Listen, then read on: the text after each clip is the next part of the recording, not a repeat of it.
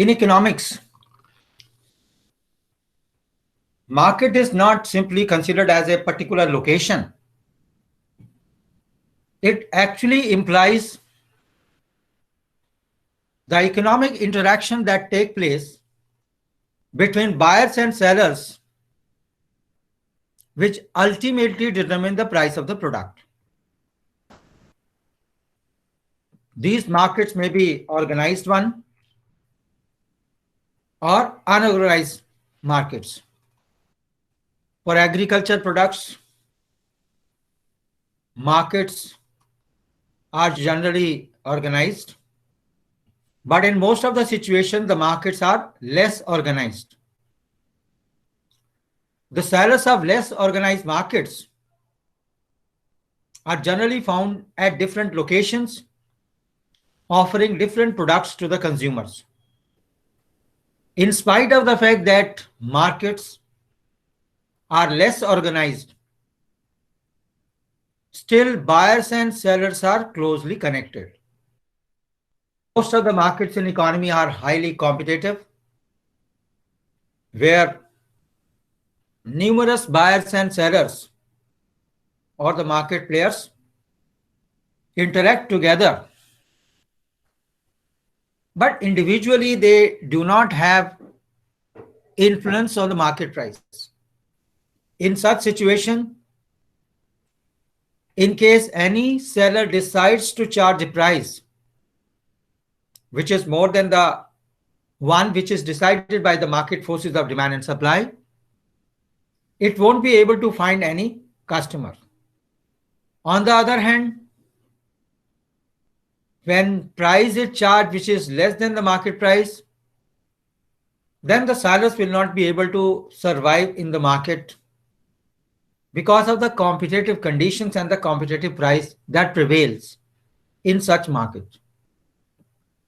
Generally, perfect competition exists in case of agricultural products. Now let us discuss the concept of demand. Demand in economics means the various units of the commodity which are offered for sale in the market at various possible prices. It doesn't simply include desire for the commodity.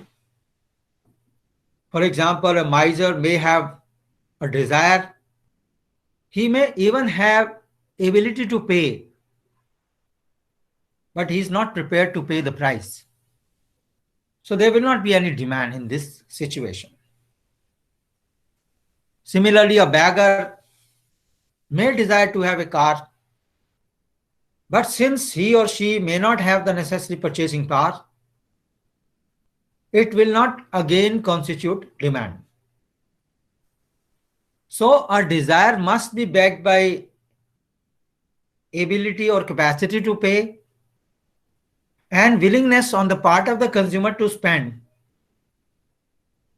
on the goods. This effective desire is called as demand.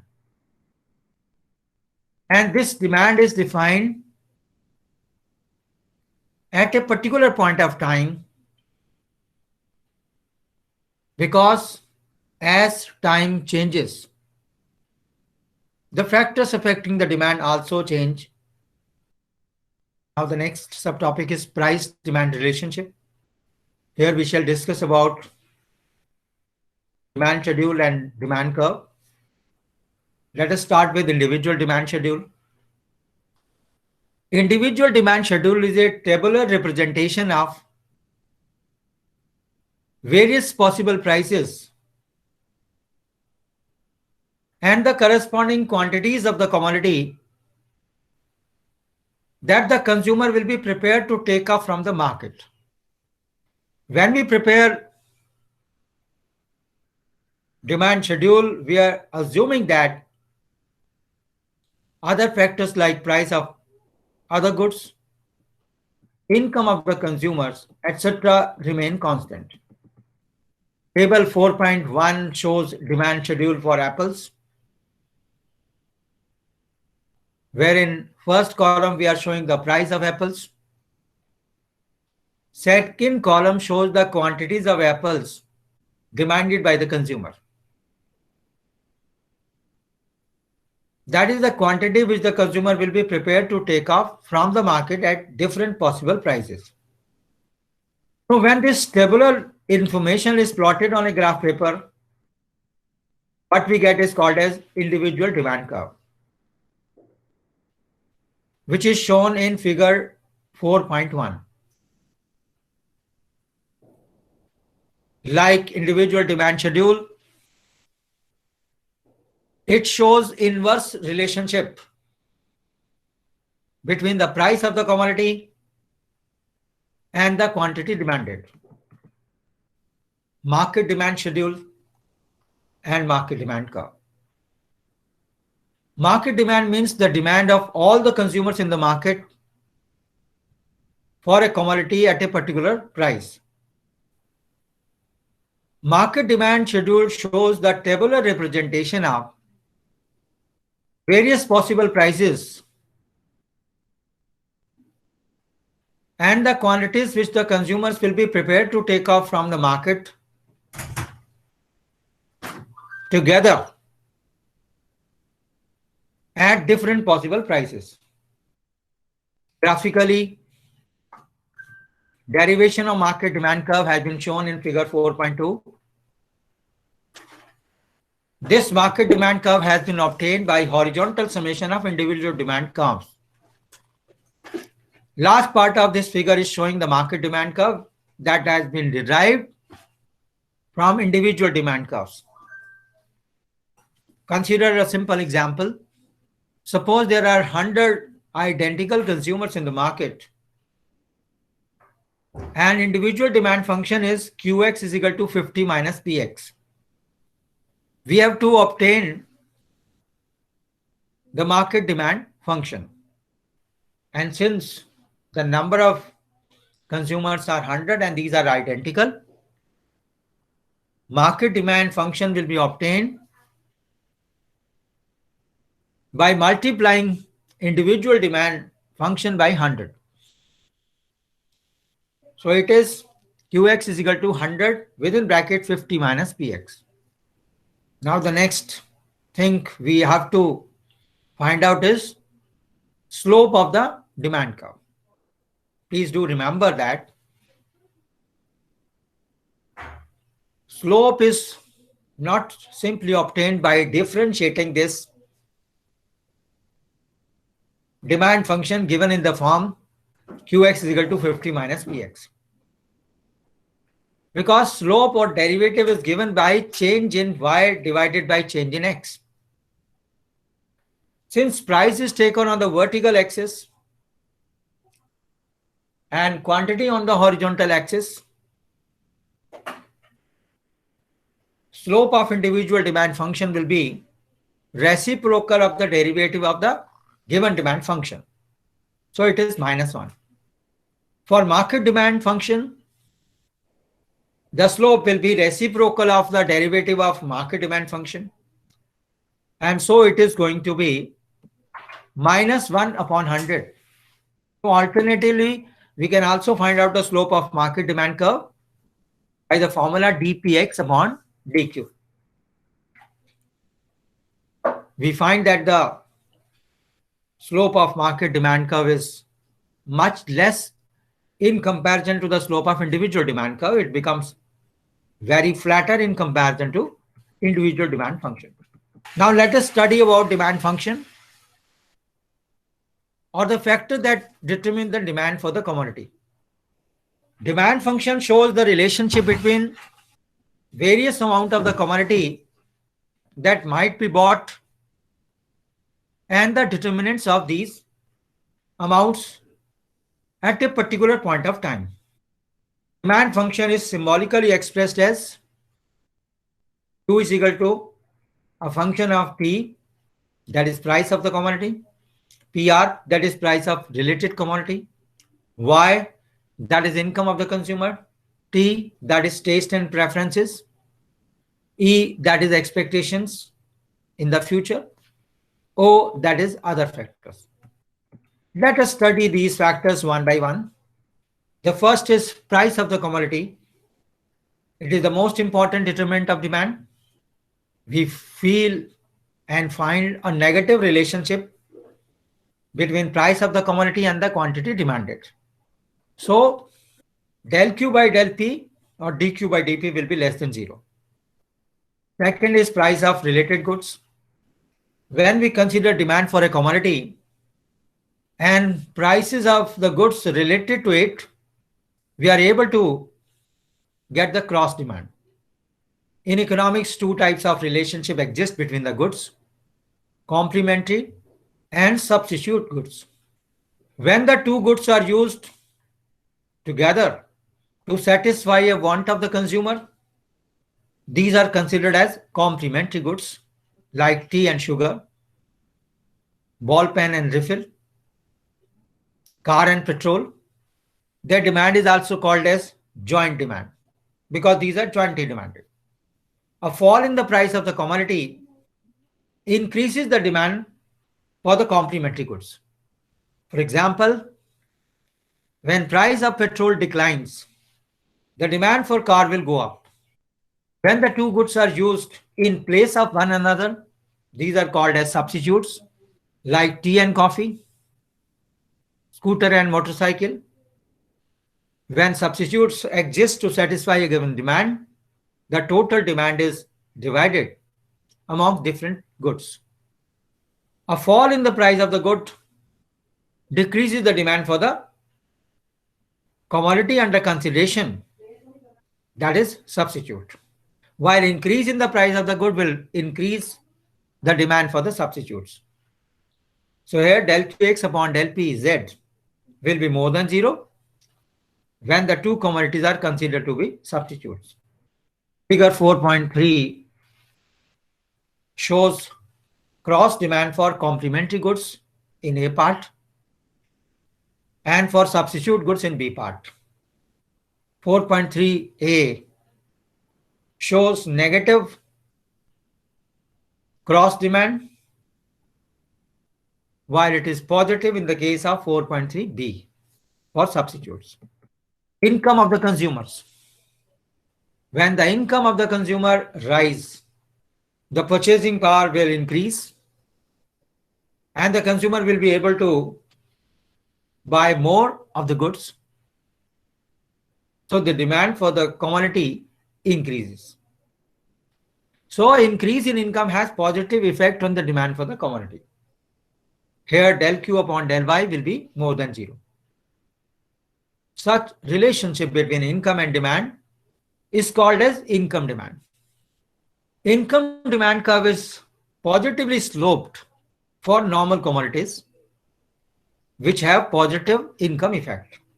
For necessities, the demand rises at decreasing rate with increase in the income. For example, salt.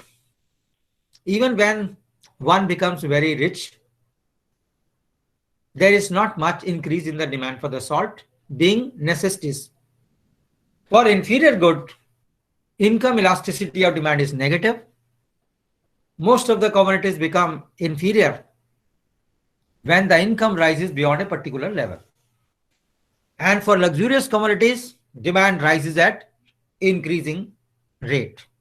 German statistician Angel explained this relationship through a diagram that is known as Angel curve. And when we relate income with the expenditure, we get Angel expenditure curve. In figure 4.4, we find that for the luxuries, demand is rising at increasing rate with rise in income. It is rising at decreasing rate for necessities. And for inferior, it falls with increase in the income. Commodities generally ultimately become inferior, before that necessities, and initially these may be luxuries. Taste and preferences of consumer. When taste and preferences go in favor of the commodity, demand rises. But when they go against the commodity, the demand falls. Similarly, is going to be the effect when there is change in climatic condition, weather condition, etc. Expectations about future prices.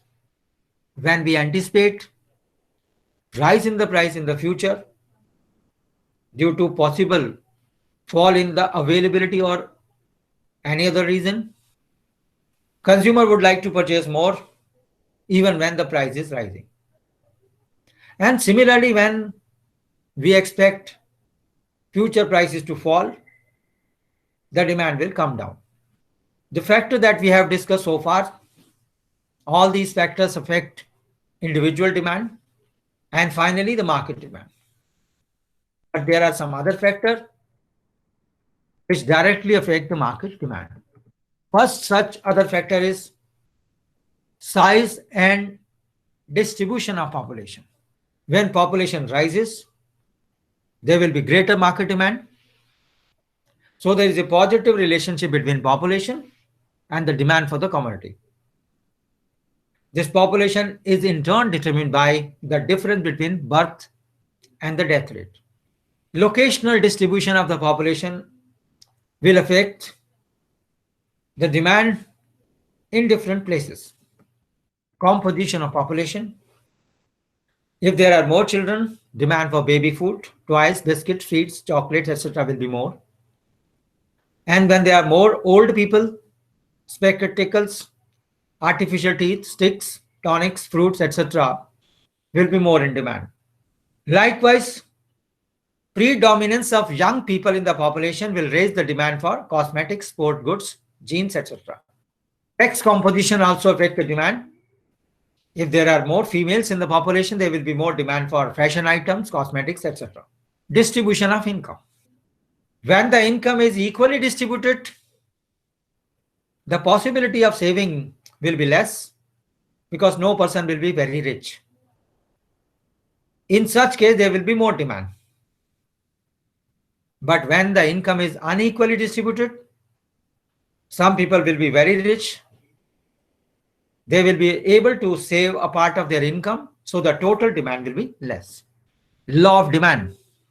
Holding all factors constant other than price of the commodity will lead us to a relationship that is known as a famous law of demand.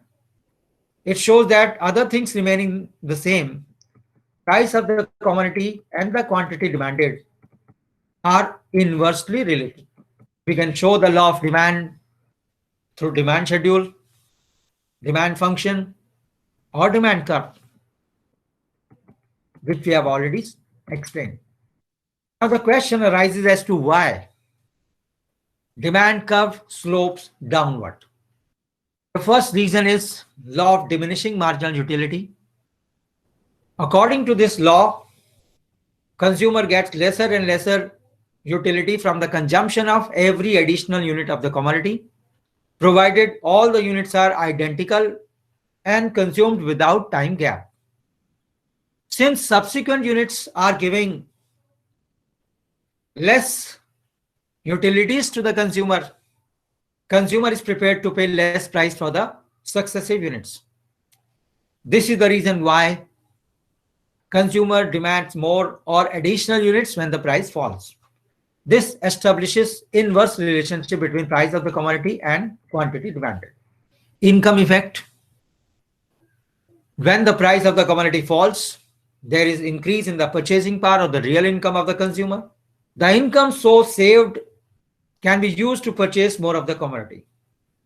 So this rise in demand due to fall in price is because of effect of income on the demand. So this effect is called as income effect.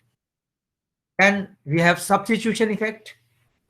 When the price falls, the consumer would like to shift to relatively cheaper commodities whose prices have not fallen.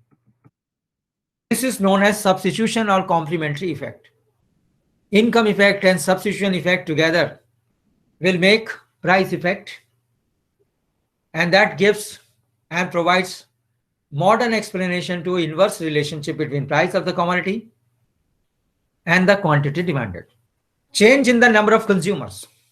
When price of the commodity falls, number of consumers who could not afford the commodity earlier at higher price will now be in a position to purchase it at the reduced price. That increases the number of consumers and hence demand. Diverse uses of the commodity. A commodity like electricity having multiple uses like lighting, cooking, heating, cooling will have more demand when the price falls. Thus, the demand for electricity at a lower price will rise. Now, let us discuss exceptions to the law of demand. There are certain situations where the law of demand may not be applicable. Giffen goods is the most important exception. It was observed for the first time by Giffen.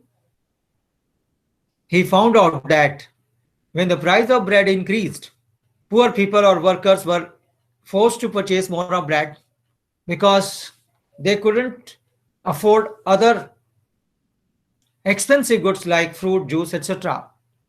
So they had no other option but to purchase more bread to maintain the total intake of food that is necessary for survival and working purpose.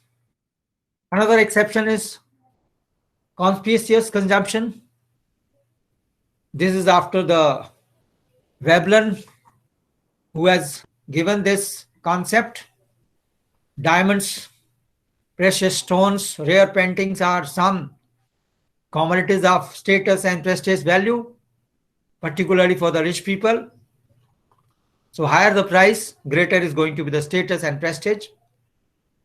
So these people will demand more at higher price. Bandwagon effect is another exception. That is a sort of demonstration effect. Sometimes we purchase some commodities just to enhance our status, prestige before our neighbors, friends, and relatives. And this is how we demand more at higher price because more prestige is attached in that situation. Law of demand may not be applicable during emergency due to possible shortage of goods, though this point is not very important. Ignorance is another factor why the consumer may buy more at higher price, assuming that higher price is a better in quality and vice versa. Now, in the end, we study the difference between change in quantity demanded versus change in demand. When we change the price and the quantity demanded changes, it is called a change in quantity demanded. If there is increase in quantity demanded, it is known as extension in demand. If there is decrease in quantity demanded, it is known as contraction in demand. While when factors other than the price change, it is known as change in demand. In case of increase in demand, the whole demand curve will shift to the right. And in case of decrease in demand, the whole demand curve will shift to the left. The reason for increase in demand: when the income and wealth of the people rise, or population increases, or there is increase in price of substitute goods, or there is decrease in price of complementary goods, or there is expectation of rise in the price in the future, or there is change in taste, preferences, fashions, customs, habits in favor of the commodity. In all these cases, the consumer will be demanding more at the same price. While decrease in income, decrease in population, decrease in price of substitute goods, increase in price of complementary goods, expectation of fall in price in future, change in taste, preferences, fashion, customs, habits, etc. against the commodity will decrease the demand at every price, and so the demand curve will shift to the left. So we find that there are three basic differences between change in demand and change in quantity demanded. In case of change in demand, we are moving on the same demand curve. For increase in quantity demanded, we are moving down. And for decrease in quantity demanded, we are moving up. But in the case of change in demand, we are having a complete shift in the demand curve, either to the right or to the left, in case of increase and decrease in demand, respectively. Second difference, we are explaining the law of demand under change in quantity demanded, whereas change in demand doesn't explain the law of demand. And the third difference is that change in quantity demanded takes into account the changes in the price only, other factors are held constant, whereas in the case of change in demand, we are changing other factors and the price is held constant.